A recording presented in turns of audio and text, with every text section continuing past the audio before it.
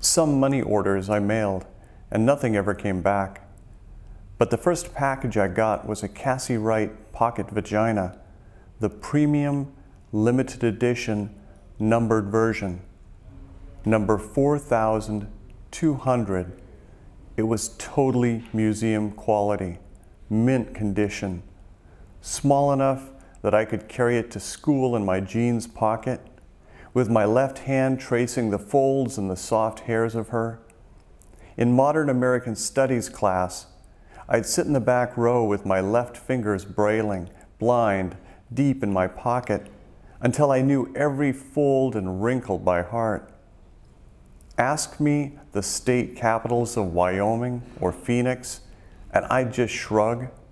But ask me anything about the pussy flaps of Cassie Wright, and I could draw you a map. That pocket vagina, you could press the clitoris and it would pop out, press it back in, the hood, press it again to make it pop out.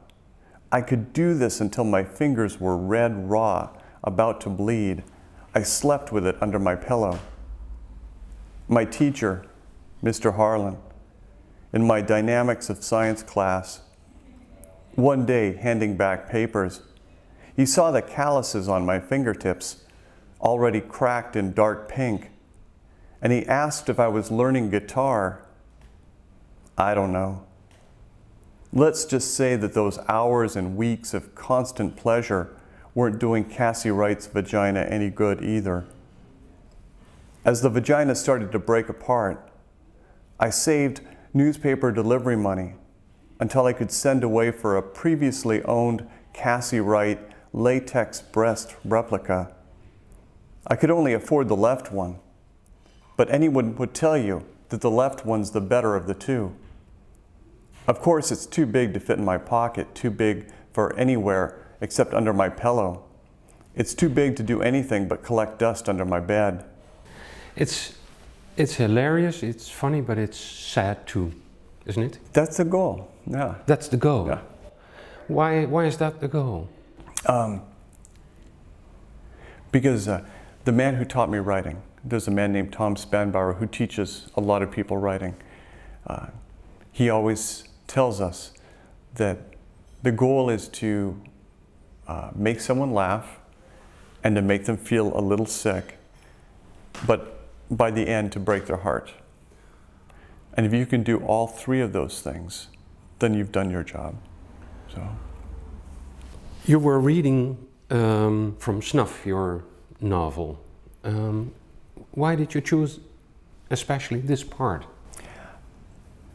I think that was the first scene I ever wrote of the book. And I had written that scene for the very first book I had ever written.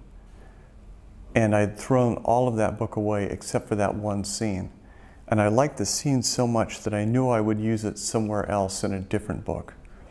So that was a leftover scene that was written maybe 10 years before I wrote Snuff.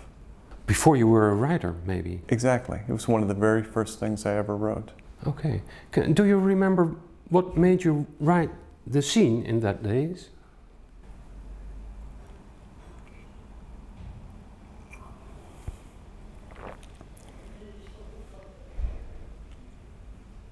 No, I really don't.